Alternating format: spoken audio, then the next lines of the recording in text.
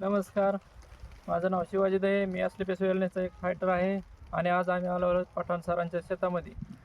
1 जानेवारी 2026ला आपण या गव्हाची आणि ऊसाची लागण केली होती.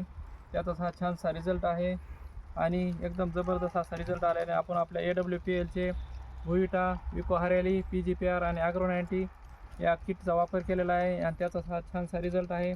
तोच रिझल्ट आपण आज पठाण सरांच्या तोंडून ऐकून घेऊया, ते काय म्हणतात ते. नमस्कार. नमस्कार. आपले जे प्रोडक्ट आहेत ते जैविक प्रोडक्ट आहेत.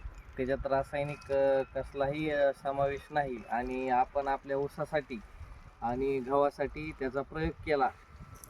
मस्के साहेब आणि दहे साहेब यांच्या म्हणण्यानुसार आपण लागण करता वेळेस ऊसाचे जे कांडे आहेत ते आपण PGPR आणि 90 ॲग्रोमध्ये आपण बुडवून त्यांची लागण केली आणि त्यानंतर आपण फवारणी आतापर्यंत काही केलेली नाही. फवारणी आपण करणार आहेत आणि गव्हाला आपण एक फवारणी केलेली आहे PGPR आणि 90 ॲग्रोची आणि हरियालीची मिक्स करून. त्याचा हा छानसा रिझल्ट आम्हाला भेटलेला आहे. ऊसाचा फुटवा हा 21व्या दिवशी आपल्याला दिसलेला आहे लागणीनंतर.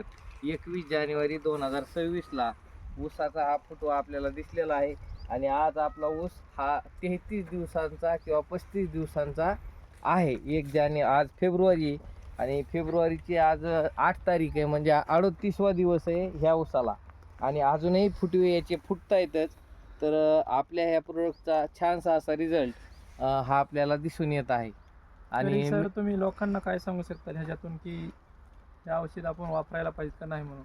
आता प्रत्येक शेतकऱ्याला ही विनंती आहे की आपण पारंपरिक पद्धतीने जी शेती करतो त्यामध्ये थोडाफार आपण बदल करून आपण जैविक खतांचाही वापर आणि आधुनिक शेती करण्याचा प्रयत्न करायला पाहिजे, जेणेकरून आपला उत्पन्नही वाढेल आणि आपल्याला मिळकतही थोडी चांगली भेटेल आणि आपलं श्रमही कमी होईल, असं मी सांगू इच्छितो. धन्यवाद.